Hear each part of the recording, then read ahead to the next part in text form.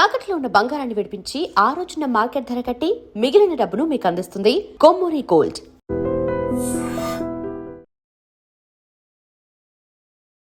Hi, welcome to I dream తెర వెనుక కథలు కార్యక్రమానికి స్వాగతం.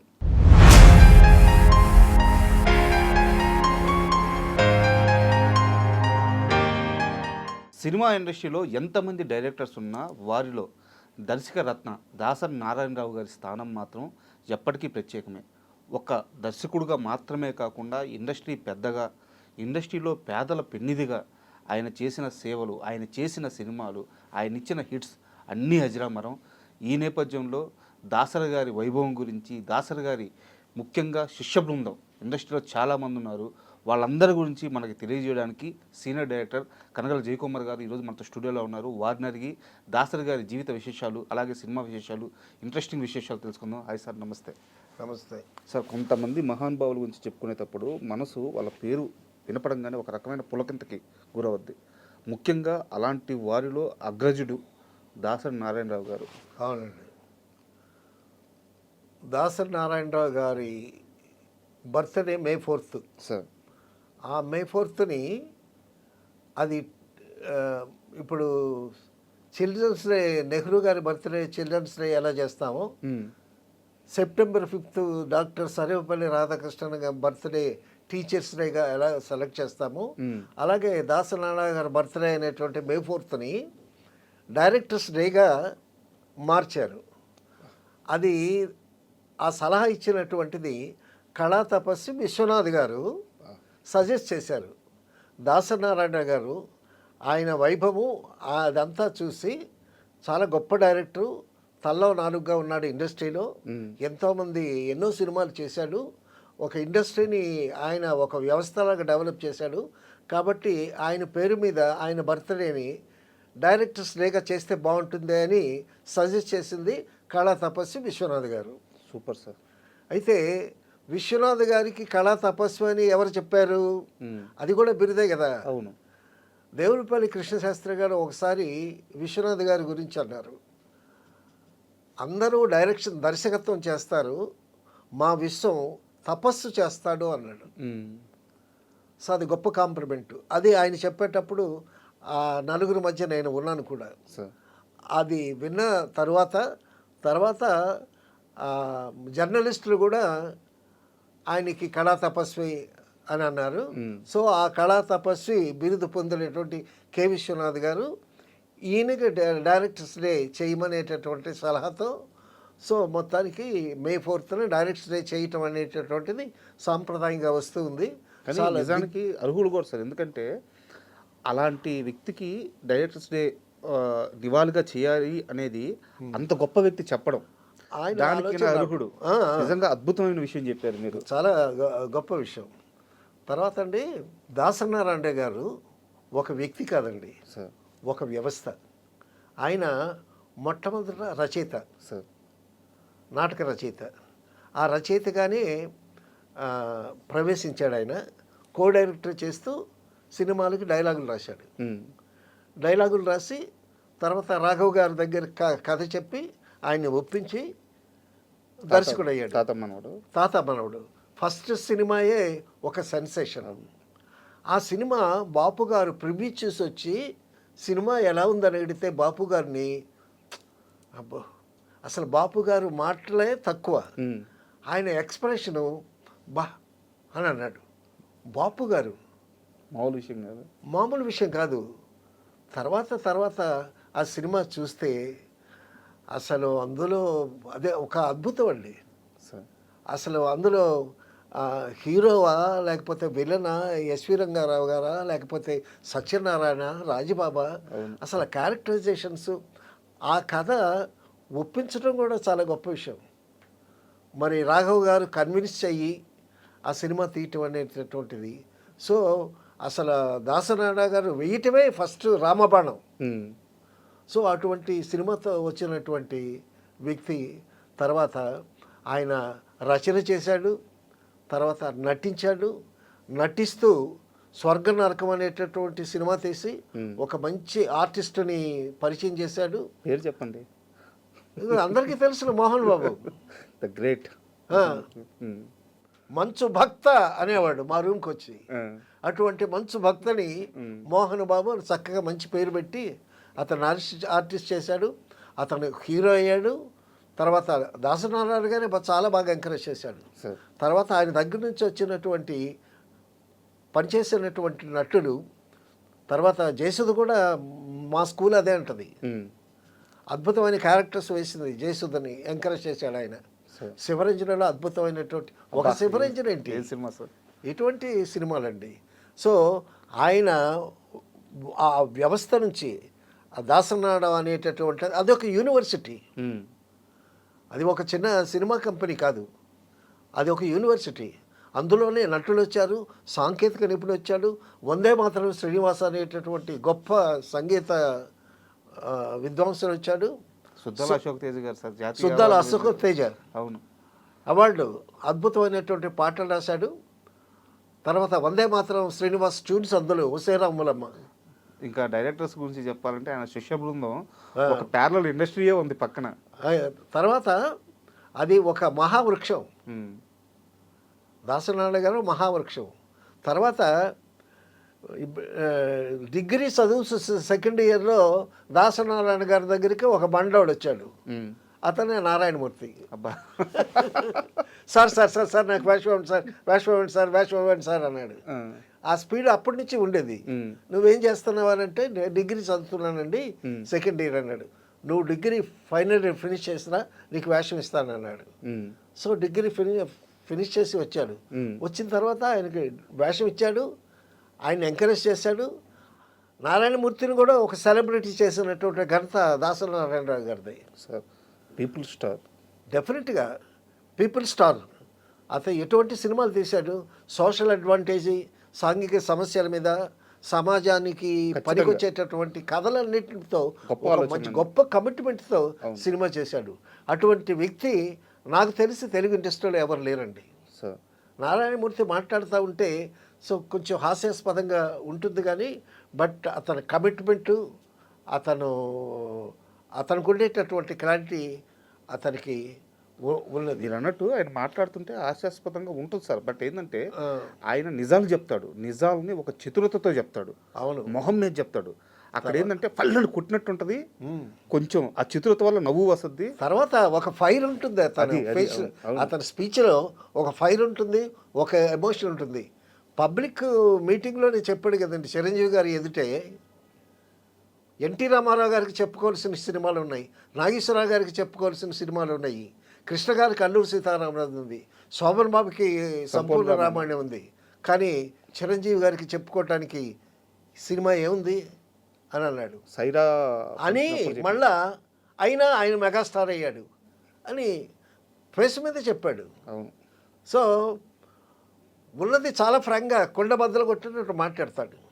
సో అటువంటి పీపుల్ స్టార్ని తయారు చేసినటువంటి ఘనత దాసనారాయణ గారు. Sir sorry to interrupt you, ఒక చిన్న డౌట్ సార్. యాక్చువల్గా మోహన్ బాబు గారి విషయంలో లేదా దాసనారాయణరావు గారి విషయంలో వీళ్ళిద్దరి మధ్య ఆ బాండింగ్ ఏంటి అంటే, మామూలుగా ఇండస్ట్రీలో ఎంత ఒక చేయించి పైకి తెచ్చినా గురు శిష్యుల బంధం అంటారు. ఇది గురు శిష్యుల బంధాన్ని దాటి ఏదో ఒక తండ్రి కొడుకుల్లాగా, ఈవెన్ మోహన్ బాబు గారు ఆయన సేమ్ నారాయణమూర్తి గారు లాగే ఏ విషయాన్నైనా మొహం మీద చెప్పేస్తారు. కోపాన్ని దాచుకోలేరు, ప్రేమని దాచుకోలేరు. అలాంటి వ్యక్తి కూడా ఏ రోజైనా సరే దాసరి గారి ప్రస్తావన వస్తే ఒక తండ్రి గురించి మాట్లాడినట్టు, ఒక దైవం గురించి మాట్లాడినట్టు అంత నిబద్ధతతో మాట్లాడతారు. దాసరి గారి వాత్సల్యం కూడా ఆ వారి మీద అలాగే. తండ్రి కొడుకుల బంధం అనుకున్నాం కదండి సార్. సో కొడుకు ఒక్కొక్కసారి దురుసుగా మాట్లాడతాడు, అయినా కొడుకే కదా. సో ఆ బంధం అటువంటిది.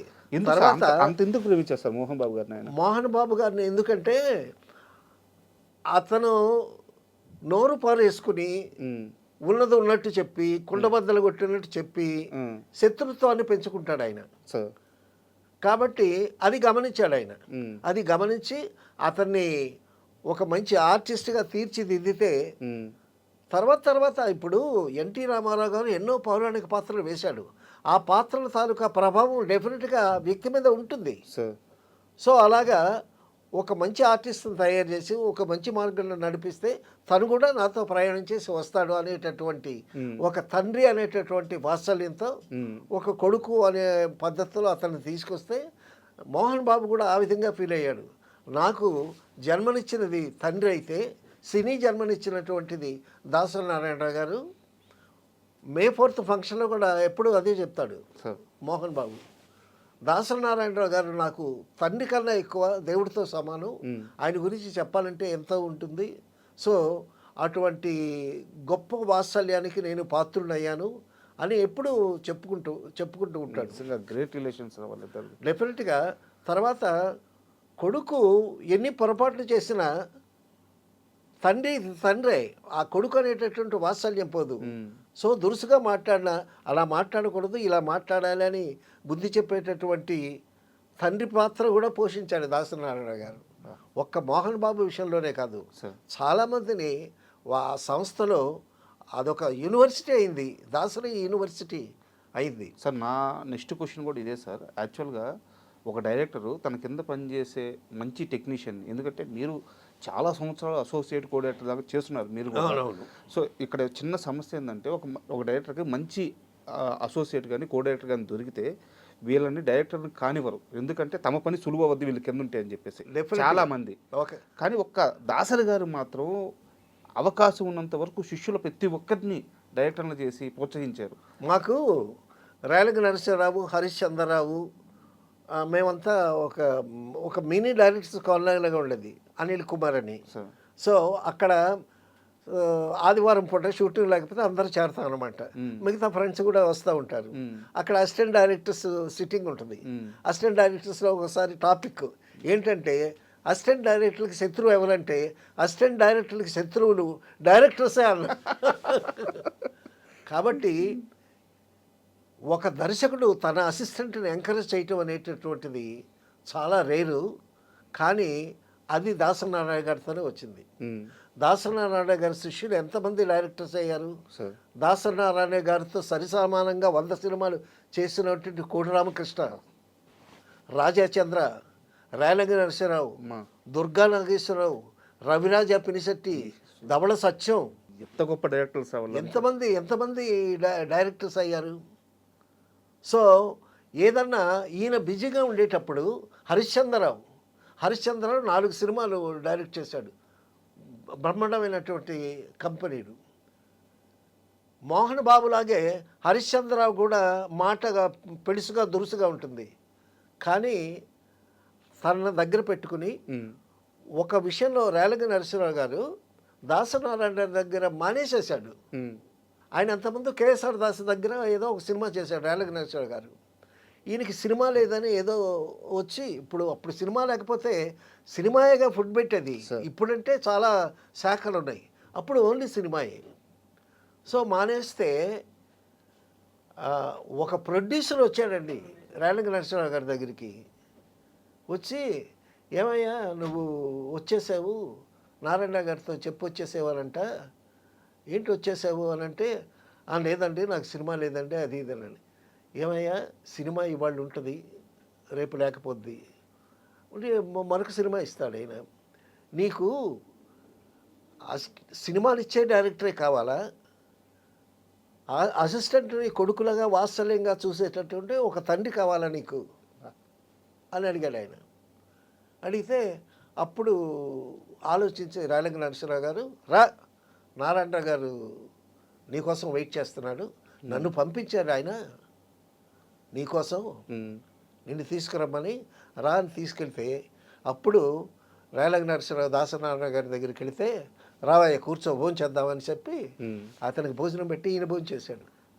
అటువంటి ఒక తండ్రి, ఒక గురువు, ఒక దైవము, అటువంటి వ్యక్తి దాసరి నారాయణ గారు. చెప్తుంటే ఎందుకో తెలియదు, కళ్ళల్లో నీళ్ళు తిరిగిపోతున్నాయి.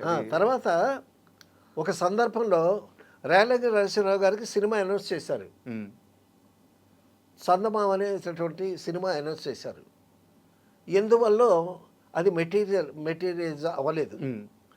అవ్వకపోతే తర్వాత రేలంగి నరసింహరావు గారు నేను మావిడనే సినిమా డైరెక్ట్ చేశాడు.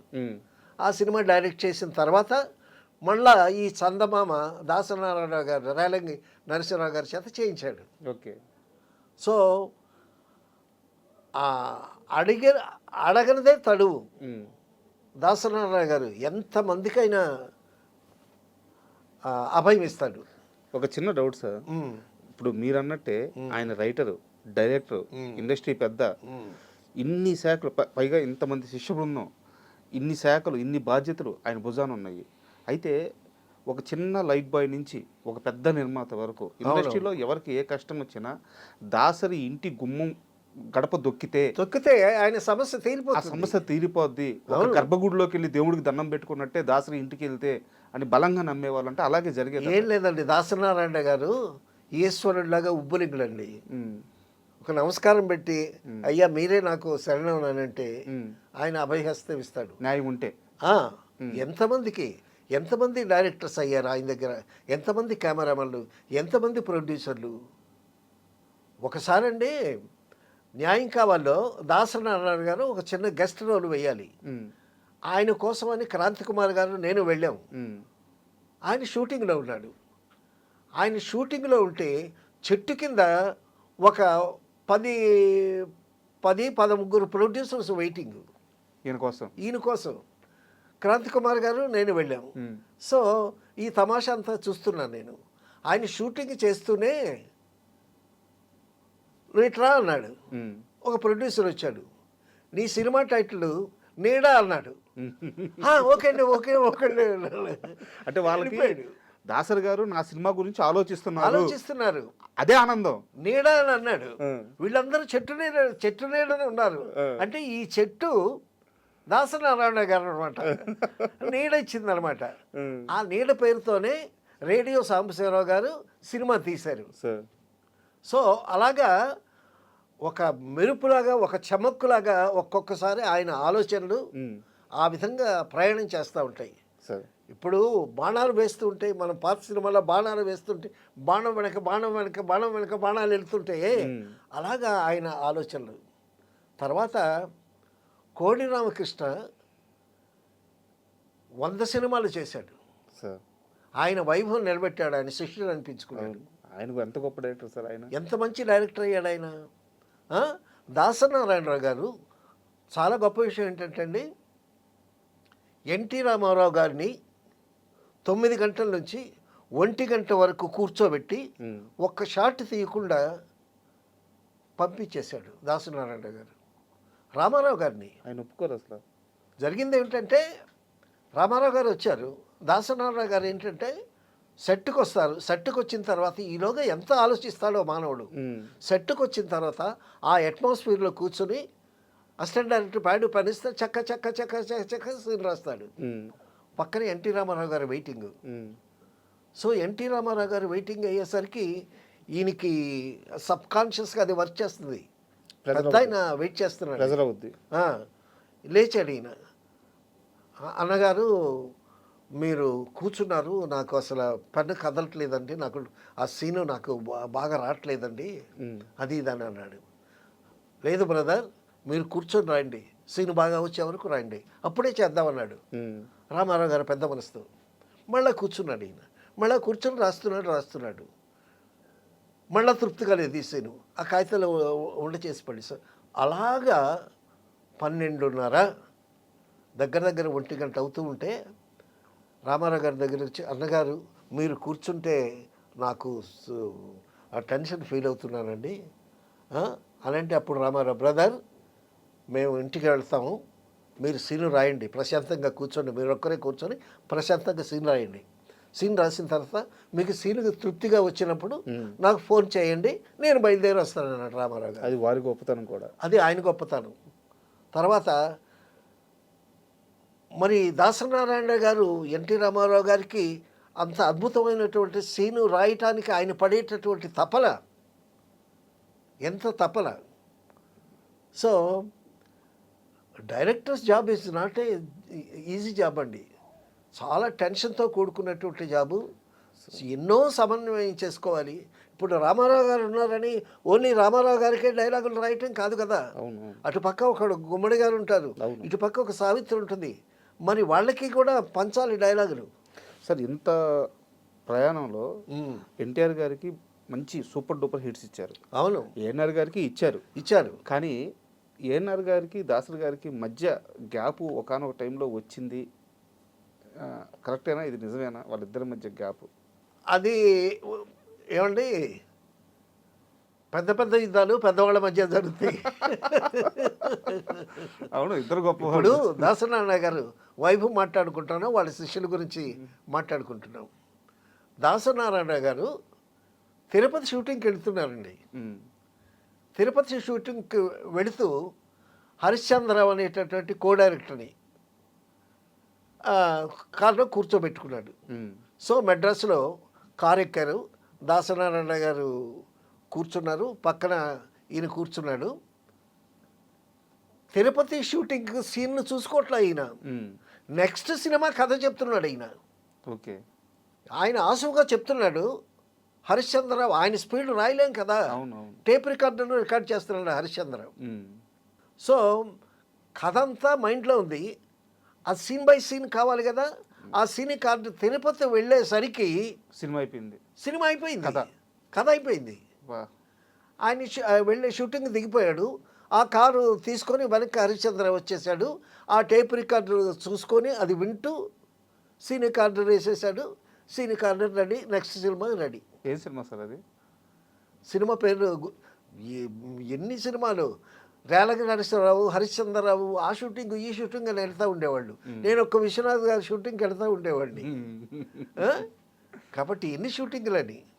సో ఆ విధంగా ఆయన అక్కడే నాగేశ్వరరావు గారు అన్నాడు, దాసనారాయణ గారి బ్రెయిన్ ఈజ్ ఎ కంప్యూటర్ అన్నాడు. ఆయన మాటలే రాస్తాడా, పాటలే రాస్తాడా, నటిస్తాడా, ఎంత అద్భుతమైనటువంటి క్యారెక్టర్స్ వేశాడు ఆయన. సో అలాగే ఆయన దగ్గర ఎంతమంది, ఆయన దగ్గర ఫస్ట్ డైరెక్టర్ అయిన వాడు రాజేష్ చంద్ర. ఆ రాజేష్ చంద్రతో మురళీమోహన్ గారు చాలా సినిమాలు తీశాడు. తర్వాత దుర్గా నాగేశ్వరరావు, రేలంగి నరసింహరావు గారు 67 సినిమాలు చేశారు. అన్ని మంచి కామెడీ ఉన్నాయి, కామెడీ సీన్స్ అన్నీ. తర్వాత వీళ్ళకి రేలంగి నరసింహరావు గారు రాజేంద్ర ప్రసాద్ కలిపి వీళ్ళిద్దరే 40 సినిమాలు చేశారండి. మామూలు విషయం కాదు, 40 సినిమాలు చేశారు. 60 సినిమాలు చేద్దాం అనుకున్నారంట, తర్వాత కుదరలేదు. 40 సినిమాలు చేస్తే ఏదో ఒక పంచాయితీ ఉండేదంట. ఆయన రాజేంద్ర ప్రసాద్కి, దాసనారాయణ గారికి, మీ రేలంగి నరసింహరావు గారికి ఏదో చిన్న మాట ఎక్కడ ఏదో వస్తుంది. ప్రయాణం చేసేటప్పుడు ఇప్పుడు మీరు వేరు నేను వేరు, మీరు నేను కాదు నేను మీరు కాదు, కాబట్టి రెండు మనస్తత్వాలు అనేటప్పుడు ఎక్కడ అభిప్రాయ భేదాలు వస్తాయి. ఈ అభిప్రాయ భేదాలు వచ్చేటప్పుడు దాసనారాయణ గారి దగ్గరికి వెళ్ళి అసిస్టెంట్స్ ఇలా ఉందండి ప్రాబ్లం అంటే వాళ్ళని పిలిపించి వాళ్ళని కూర్చోబెట్టి అలా కాదు ఇలా చేయండి అని చెప్పి సరిది చెప్పటం, ఇవి సరిది చెప్పటం, అవసరమైతే భయంతో చెప్పటం. ఇంకా దాసరి గారు ఒక మాట చెప్పారంటే తిరుగుండదు. ఒకవేళ ఏమన్నా మాట దాటుతాడేమో అని అంటే జాగ్రత్త అంటాడు. సో ఆ విధంగా చిన్న చిన్న సమస్యలు కాదు, చాలా చాలా పెద్ద పెద్ద సమస్యలు ఇండస్ట్రీలో ఒక పెద్దలాగా మెలిగాడు ఆయన. ఎన్నో సమస్యల్ని సాల్వ్ చేసినటువంటి, ఏదైనా సమస్య వస్తే మేస్త్రి గారి దగ్గరికి వెళదామని మేస్త్రి అన్నారు ఆయన్ని. అంటే ఇదంతా ఒక ముఠా అయితే ఈ ముఠా అంతటిని పరిపాలించేటటువంటి మేస్త్రి అన్నమాట ఆయన్ని. సో సార్ ఇంకొక సారీ టు ఇంటరప్ట్ సార్, ఇంకొక చిన్న డౌట్ యాక్చువల్గా నాకు నుంచి అడగదాం అనుకున్నాను. యాక్చువల్గా ఇంత చెప్పారు కదా, ఇంత మధ్యలో ఇంత బిజీగా ఉన్నాడు ఆయన, కానీ ఆ భోజనం సమయానికి దాసరి గారి ఇంటికి వెళ్తే ఖచ్చితంగా లైట్ బాయ్ దగ్గర నుంచి అసిస్టెంట్ దగ్గర నుంచి ఏ క్రాఫ్ట్ వాడైనా సరే ఆ ఇంట్లో భోజనం ఉంటుంది, కడుపు నిండా తిని బయటికి రావచ్చు. డెఫినెట్గా ఆయన బర్త్ రోజులో ఇంటికి వెళితే ఎంతమంది వస్తారు, ఎంతమంది తింటారు, ఎంత తింటారు. నేను వెళ్ళాను ఆయన ఇంటికి చాలాసార్లు భోజనానికి.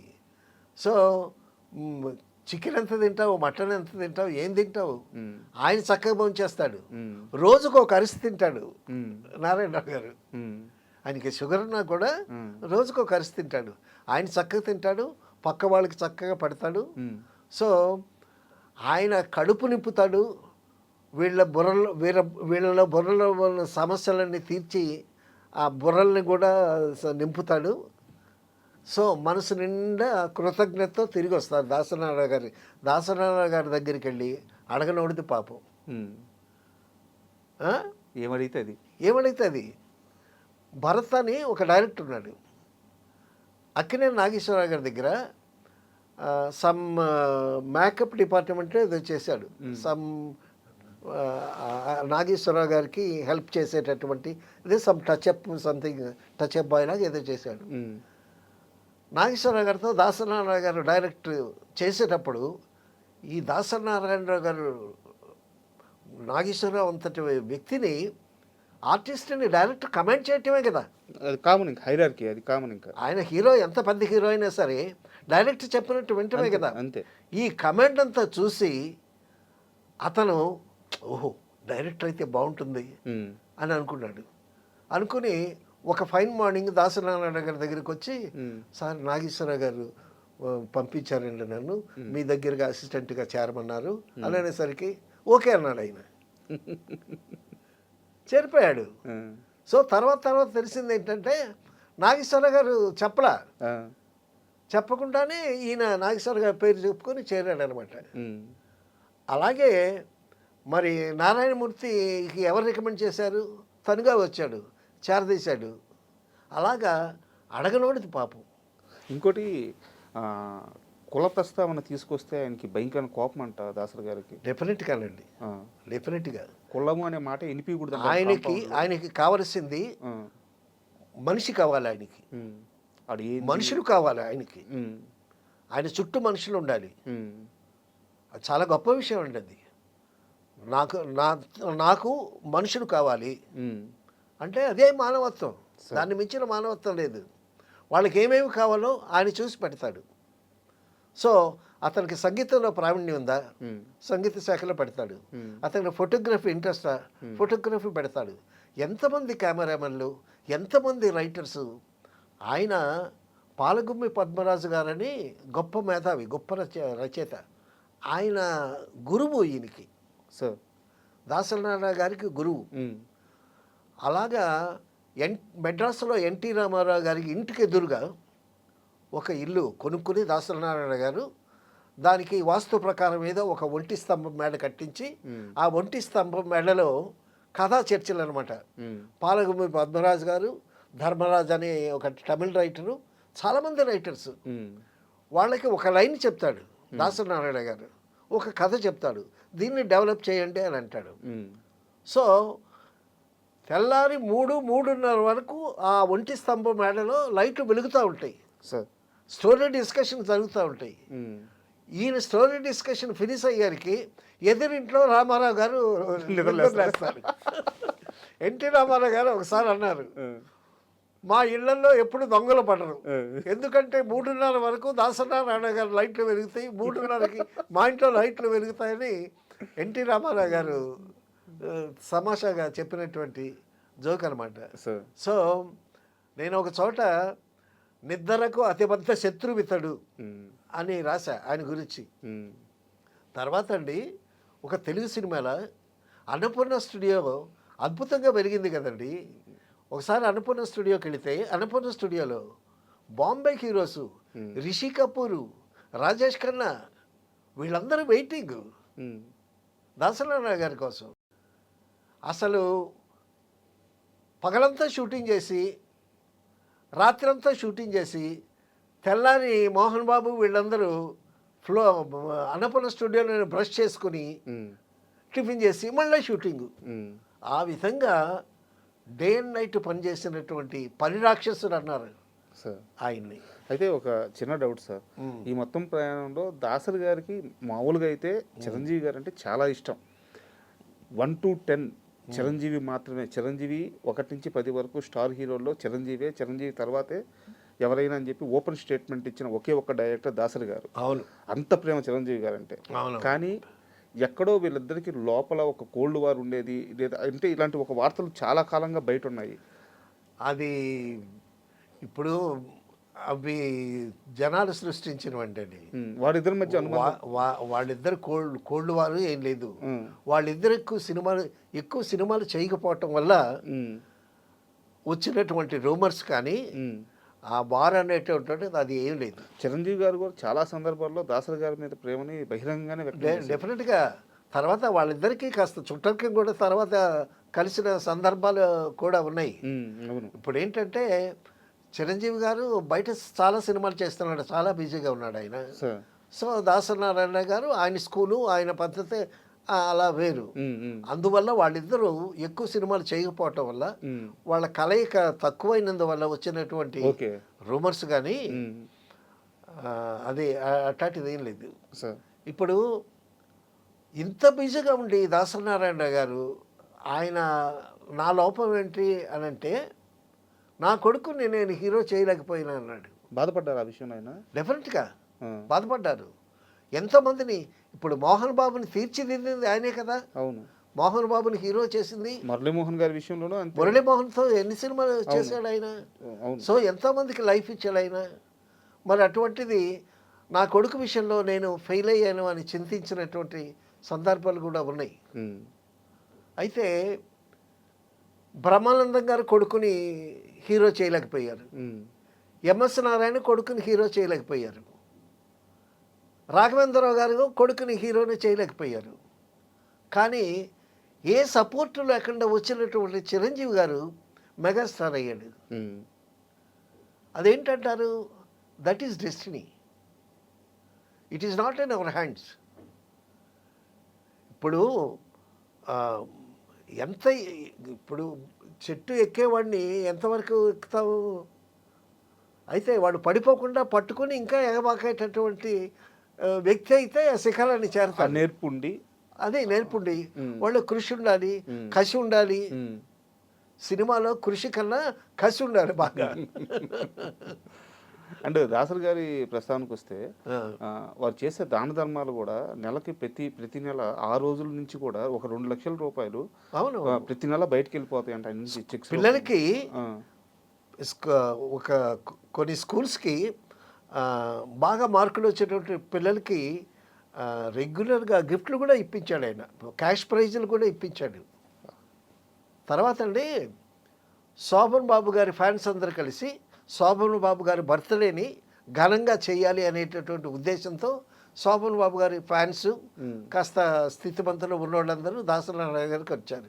సార్ ఆ ఫంక్షన్ మీరే దగ్గరుండి దిగ్విజయంగా చేయించాలి అని అంటే, ఊరికే మీరు ఫంక్షన్ చేస్తారు, మీరేమో శోభన్ బాబుని పొగుడుతారు, నేను వచ్చి ఏదో కండక్ట్ చేయాలి, అంతేకాదు మీరు చెప్పుకోవలసినటువంటి ఒక కాంక్రీట్ కార్యక్రమం ఒకటి చేయాలి, ఎవరికన్నా ఉపయోగపడేటటువంటి కార్యక్రమం చేయాలి, సహాయం చేస్తే నేను వస్తాను, లేకపోతే రానన్నాడు.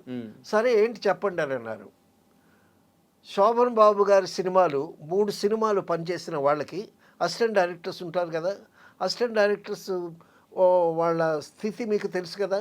కాబట్టి శోభన్ బాబు గారితో 3 సినిమాలు పనిచేసినటువంటి అసిస్టెంట్ డైరెక్టర్స్ని ఎంతమంది ఉంటే వాళ్ళందరినీ ట్రేస్ అవుట్ చేసి వాళ్ళందరికీ 10,000 రూపాయలు పర్సు ఇవ్వండి అన్నాడు. ఎంత మంచి మనిషి ఆయన, ఎంత మహానుభావుడు. నాకు ఈ వార్త చెప్తుంటే నాకు గూస్ బంప్స్ వస్తున్నాయి. ఆ 10,000 రూపాయలు 3 సినిమాలు చేసి 10,000 రూపాయలు తీసుకున్నటువంటి వ్యక్తుల్లో నేను ఒకడిని. ఎందుకో తర్వాత అండి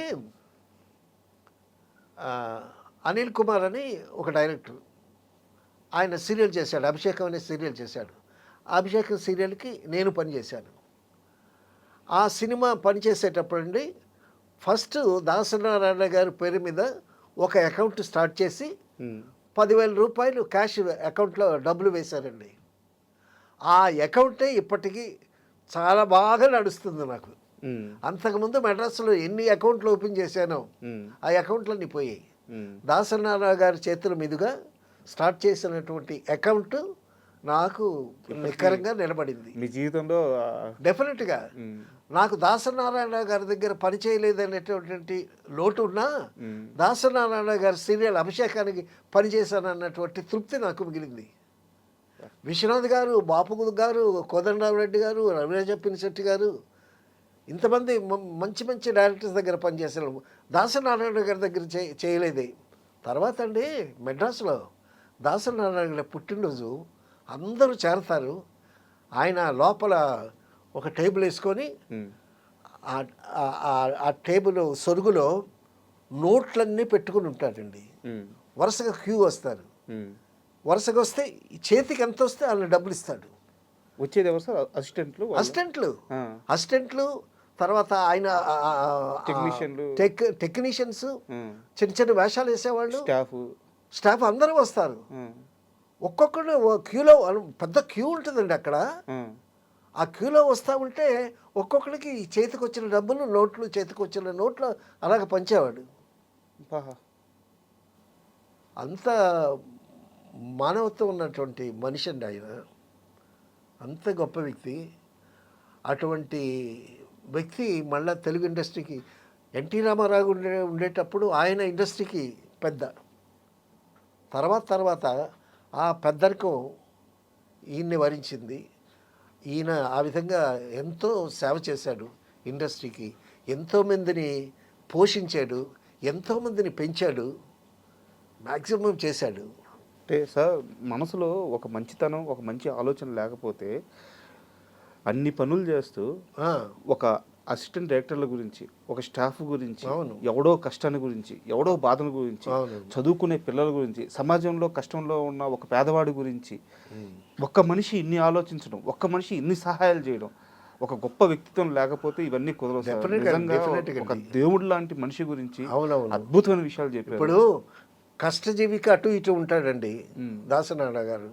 శ్రీశ్రీ గారు అన్నాడు, కష్టజీవికి అటుపక్క ఇటుపక్క ఉంటాను అని అన్నాడు. కష్టజీవి అంటే కష్టజీవికి అటుపక్క, కష్టజీవి అంటే మొదటక్షరం అక్షరం వి, కష్టజీవికి కవి అటు ఇటు ఉంటాడని. అలాగే దాసనారాయణ గారు కష్టజీవికి అటు ఇటు ఉంటాడు. అంత గొప్ప వ్యక్తి, అంత వైభవం. ఆయన గురించి చెప్పాలి అని అంటే ఇక ఆయన గురించి గ్రంథాలు రాయాలి.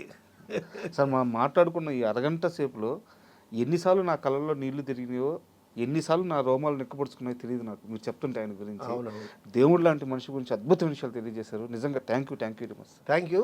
దాసరి గారి మీద ఓ కవిత. దర్శకుల దార్శనికుడు దాసరి, మాటల తూటాలు మస్తుగా గుప్పించి మాయ చేసే మంత్ర శక్తి అతడు.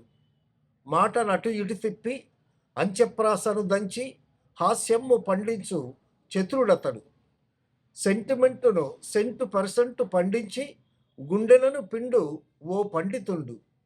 ఉద్వేగ దృశ్యాల ఉత్కంఠను పెంచి రోమాలు రిక్కించు దిట్టయతడు. కాగితమ్మున కలము పెట్టగానే ఆశువుగా నోటి మాటల రాయని భాస్కరుండు. మాటతో పాటుగా పాటలను రచయించు చెయ్యి తిరిగిన ఓ సవ్యసాచి.